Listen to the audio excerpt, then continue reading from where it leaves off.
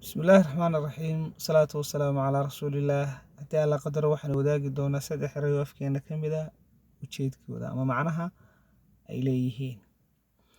Ereyga koobaad waa jalbeeb. Jalbeebtu waa wada sheekaysi aan turxaan lahayn. Waa hadal laba gees dhex mara wada sheekaystaan. Jawiskeyga maqal. Waxaan kugu jalbeebinahayaa jawhartii gabay ee jawiskeyga maqal caawa waan jalalabayaa. Jalbeeb. Haasaawe.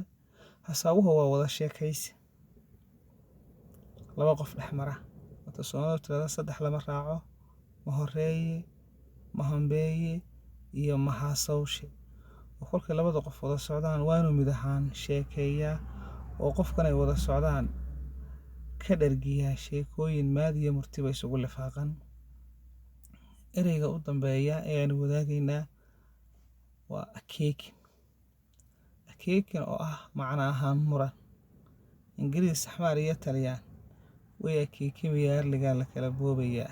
Nanu itaal roon. Waad mahadsantihiin.